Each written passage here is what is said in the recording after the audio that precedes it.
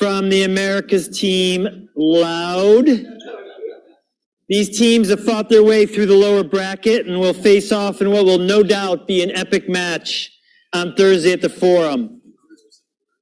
So if you want to line up for questions over there, we're kind of tight on time, so jump to that spot.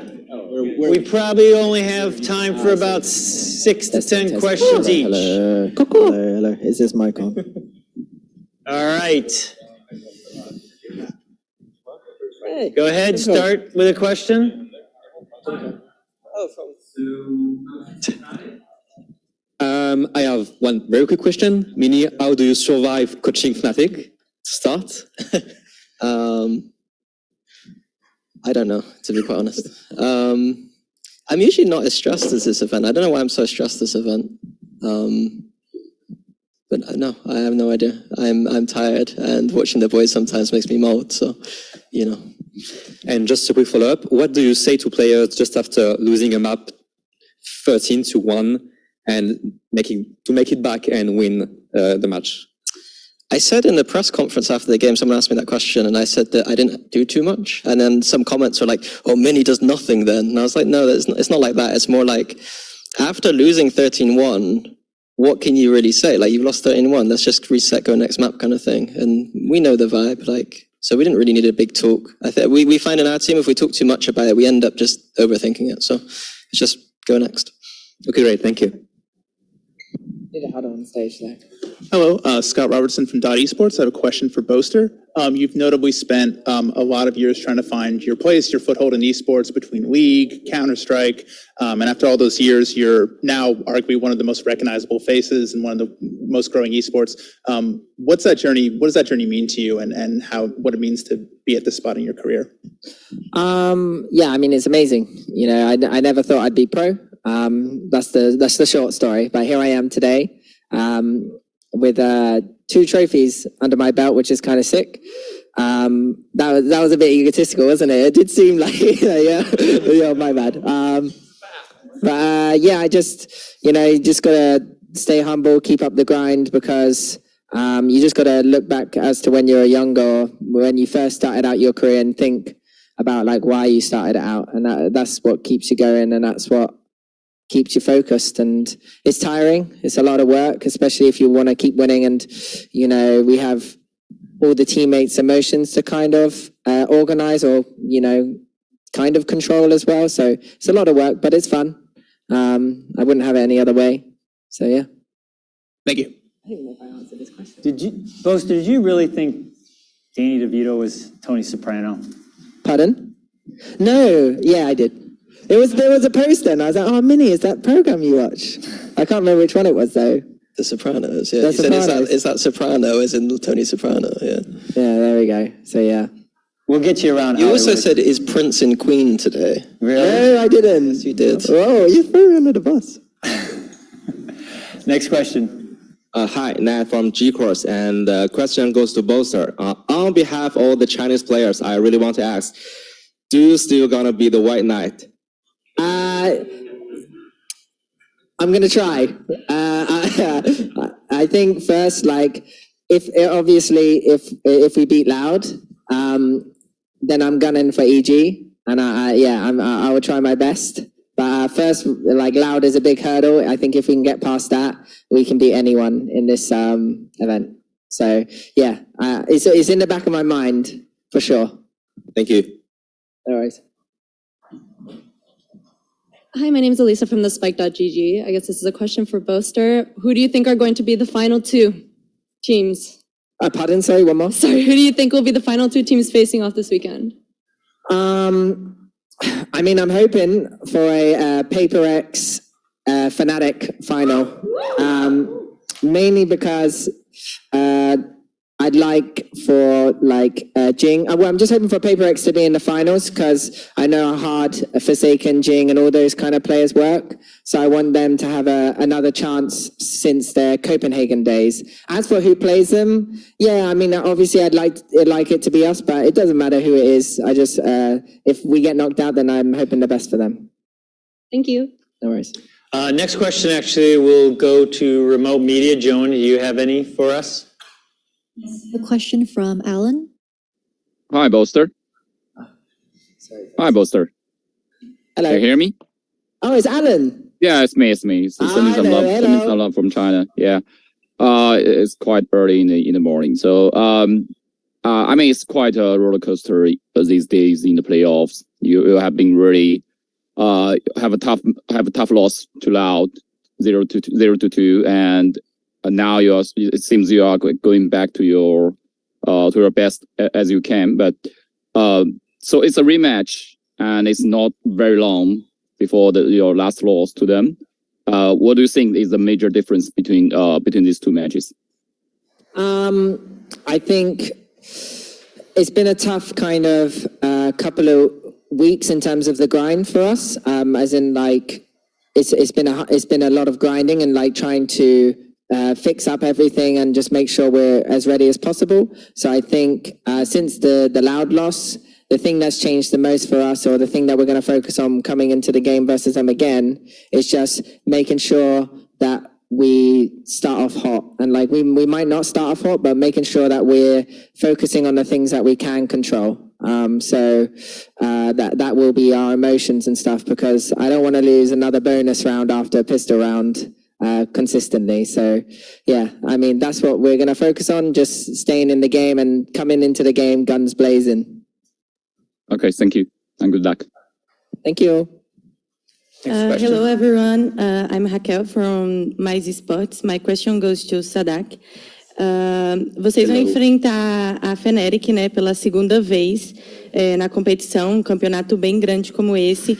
E eu queria saber o que você acha que muda da primeira vez que vocês se enfrentaram, né, no campeonato, que vocês jogaram eles para LOUD, para essa vez agora que vai ser no Kia Forum, que você acha que vai ter uma pressão maior?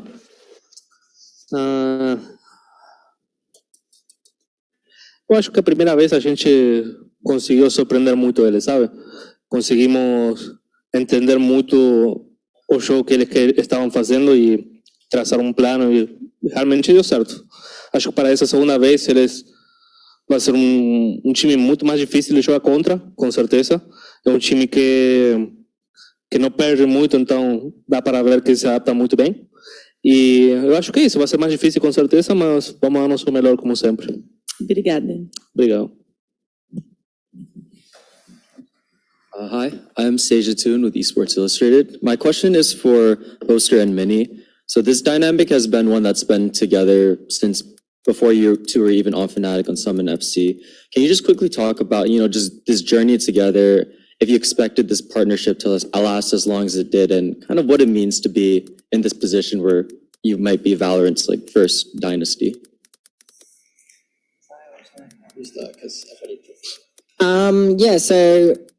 It started off with us two creating the team, and throughout that process, it was me at the start kind of really opting for certain comps, and Mini being like, all right, let's do it. And then over time, we learned that the triple controller, well, actually, because they got a certain triple controller on bind didn't quite work. And ever since then, Mini's kind of taken over control of like how much I'm allowed to cook, and like how cuckoo my cooking can get. So, I'd say that was one process. And then it was just about like practice schedules. Like we were trying to find the best practice schedule for efficiency and kind of like not burning out as fast or getting too tired, and whilst maintaining that kind of learning progress that we have. And then it was just like, it's just me and Mini all the way until like, back in the day, it used to be us two up at like past midnight trying to anti-strap before the games, before the day before and stuff. So it's been a long journey in which we were always trying to fix our kind of schedule and stuff. But yeah, I don't think I'd have any other coach personally. I think it's just been like a bit of a crazy story, really. Like neither of us should really be here, really. Like 3 years ago, I was a graphic designer. 3 years ago, this guy was handsome. Mediocre at League of Legends. That's true. So like it's a weird one. It's like I was doing my real job, and just so happened COVID happened, and I got to kind of explore Valorant a little bit. It's been kind of a cool story that we kind of come from essentially. Mini, what you're doing now is a real job. It kind of, yeah. telling Alfie off every single day. Yeah. What's up? My name is Camus from SpikeTap. This is for Fred, actually. Almost 20 years ago, you were competing at the top level in FPS. 20 years later, you are coaching at the top level in FPS. I just wanted to ask you, like, what is, maybe not a secret, but like, what have you been doing to maintain the career in the FPS for this long? Like, what's the secret to your longevity, I guess, is the trick question underneath. But yeah, like, what's been your drive? What's been pushing you for so long and kept you at literally the top level of every game you've entered? I mean, let's say in the early 2000s, competitive video gaming wasn't as big. So for me, it was a big thing to kind of show my family and my parents that what I was doing was not a waste of time, you know? So over the course of just having the kind of success that my team was having, it's really been all about, at least for me personally, to try and maintain my legacy as someone that can compete and bring wins. So I would say that just really just focusing on my legacy and trying to establish that for as long as I could, whether it was actually playing for well over a decade as a player and now coaching. So I've just really shifted my focus to have that kind of drive as a coach, impart as much wisdom as I can to my players, and also improve myself day to day as a coach, just like I was when I was a player. So it's obviously much more challenging, much more hands-off than being a pro player, but kind of the dedication and the ambition that's required to kind of help the team and guide the team is very similar.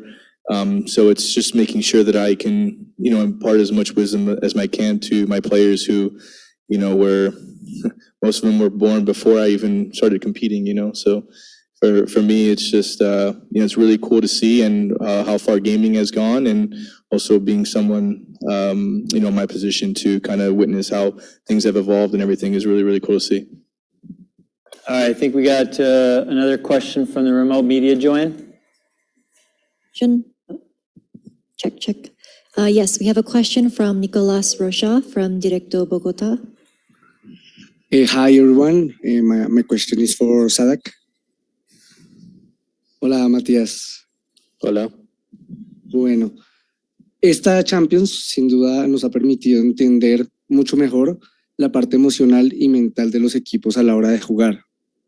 Luego de enfrentarse a Fnatic tantas veces, pues han sido 2, pero en momentos muy claves, ¿cómo se prepara el partido antes de, teniendo en cuenta el motivo que estabas mencionando ahorita, la adaptación dentro del juego? ¿Cuál es la pregunta? No entendí.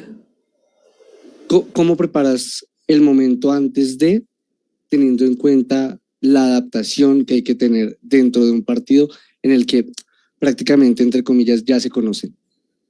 Claro. Bueno, mira, nosotros hacemos una preparación táctica contra el equipo que vamos a jugar contra, y también hacemos una preparación psicológica, porque sabemos que el juego es muchísimo más mental de lo que a veces es físico, ¿no? Más nosotros estamos en la computadora todo el tiempo. Antes de jugar nos preparamos con nuestro psicólogo y tácticamente vemos lo que les gusta hacer a ellos, vemos las cosas que les gusta hacer, cómo les gustan jugar, cómo les gustan calear, y nos preparamos basado en eso para llegar bien al juego. Así que básicamente es esa la preparación.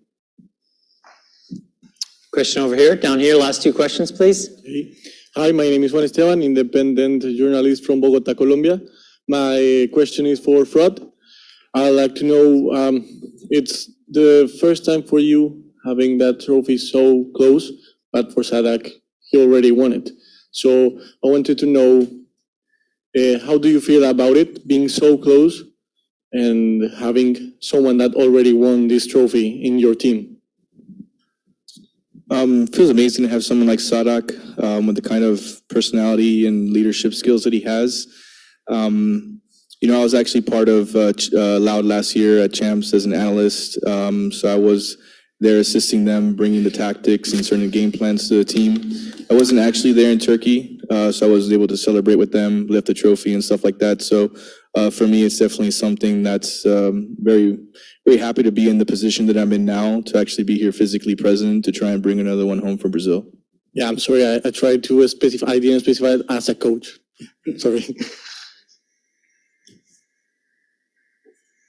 Hi, I'm Donnie, also known as Elevated from Ascend Esports Club. And this is a question for both coaches, I guess. I'd love to hear your perspective on, both of you guys have had a lot of influence on sort of like the agent meta from year to year. It seems like, with the LOUD, there was the Harbor Viper that kind of took the entire meta by storm for a lot of the regular season. And obviously Fnatic has sort of influenced a lot of different setups and comps over the last couple of years as well. And I was curious how much you think that like leading the meta for the world gives you an advantage, and whether that's sort of like how big of a role does that play in success versus just straight up executing? When it comes to us at LOUD, I think my mindset when it comes to thinking about some of the compositions was trying to find what works for the kind of players that we have. I don't think that, we woke up one day and said, hey, this combination of agents is great. It was a lot of testing, a lot of theory crafting, a lot of time on things like Valoplant and trying to theory craft like what could possibly work. Then, towards the last stages, it was more of fine tuning some different agents for certain roles or certain players that their certain ability and skill set within those agents is what makes some of these compositions really strong for us. I think that that's where a lot of these sort of meta defining situations come about, is that maybe some teams don't have the players to play certain agents at a high level. So for us, it's just what works for us. And that was more of my mindset going into it, is just finding what my players can succeed the most at, given their roles and their abilities to play certain agents. I think it's similar for us. There's like always a balance between what is going to be good against the current meta or for the current meta and what's going to be good for our team. For instance, like the Harbor stuff, like we obviously considered it, but this guy just hates it. So like, what's the point of playing it? You know what I mean? And then you look at maps like Split for us, like there's kind of a good combination. I think that comp for us was like dealing with a lot of the double dive we saw on that map, as well as just putting Breach in the hands of Chronicle and Sky in the hands of Leo. So it's like that kind of perfect kind of match between the two ideas. I think that LOUD benefit quite a lot from the kind of Viper usage, to be quite honest. I think that Viper right now is probably a little bit too strong still. Like, it's kind of crazy how she's still so strong. So yeah, I think it's like a healthy balance. I think both teams understand that quite well. Thanks, guys. Good luck tomorrow. Will be an epic match. We're looking forward to it. Appreciate you taking the time today.